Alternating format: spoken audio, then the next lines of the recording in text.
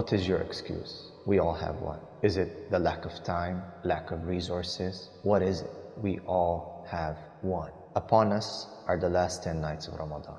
Now, we all know what we have to do. We are all going to receive the WhatsApp messages and the Instagram posts and the Facebook lectures and the YouTube videos. We have information, we have the theory every year. We're in the same place and we're being reminded. Jazakumullah khair. The mashayikh are doing their work and their jobs, their responsibilities to share the knowledge. We have the knowledge. You have the knowledge. You know what you have to do. You have been here last year and the year before this. So why no change? Why do we let these last 10 nights go by just like that? In them is a night that is better than 1,000 nights. Laylatul Qadr khayrun min alf shahr. So why do we miss it? Why do we lose it? Why do we become losers? We have the arrows, the Quran, the Sunnah, but we miss the target. We miss the target.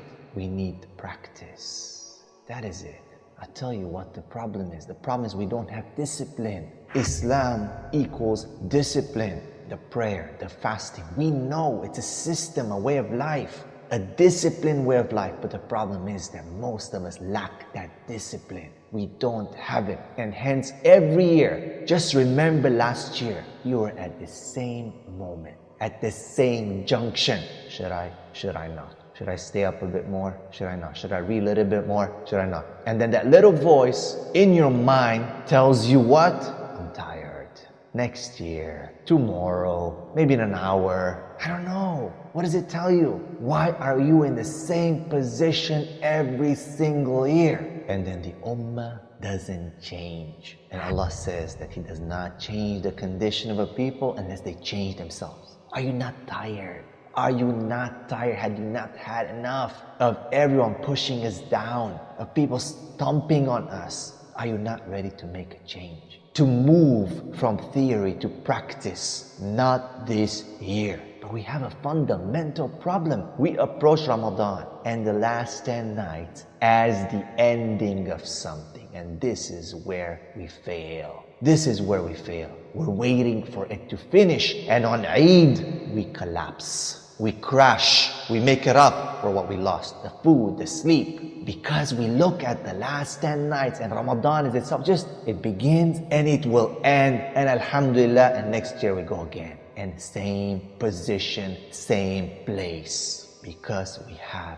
no discipline. We have no desire and hunger for action, for changing our condition. One of the scholars said that the racehorse pushes hard on the last 100 meters. But you see, guys, the racehorse doesn't collapse once it crosses the finish line. It takes its victory lap. And it's ready for more races. We collapse. We collapse. So I ask you again, what is your excuse? Are you not tired? This ummah needs you. It needs a new you. Make this Ramadan, these last 10 nights, as the beginning for next year. It's the beginning. This Ramadan was a training camp for you. So you can work for the next year to bring benefit to this ummah, to change the condition of the Muslims. You have it in you. You have something. You have greatness in you. Remember, Allah has destined you to be His representative on this earth. Means He's destined you for greatness. Are you going to take it? Are you going to man up? Are you going to woman up to this? To your promise, the amana that you have taken upon yourself. Islam is not just about praying and fasting. It's not just about you. It is about a greater thing. It is about representing Allah. It is about the ummah. It is about bringing justice and light to this world. But where's your part in this? You can't do it. Why? The excuses? Why? The whispers in your mind? The thoughts that tell you that you can't do it? You know, if there's no enemy within and the enemy outside can do you no harm. The problem is the first person that stands in your way to greatness in this dunya and therefore in the hereafter inshallah. The first person is none other than yourself, your own nafs, telling you that you can't do it. And other people telling you can't do it. You're a dreamer. No, tune it off.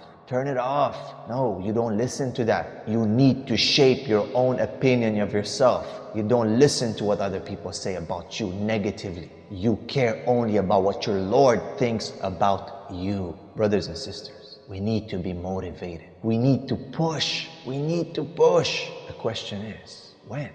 When are you going to do it? When are you going to stand up and claim it? Because it's yours. Gotta take it. There are two types of people in this world. The analogy of the lion and the gazelle. Every morning in the savannah, in the safari, a lion wakes up and a gazelle wakes up. Every morning, the lion chases something. It goes after what it wants. And the gazelle runs away from something. The lion chases it. It wants it. The gazelle runs away. It wants safety, it wants security, it wants to relax, it wants to eat, to move around. Both of them are running. Both of them want to have a life.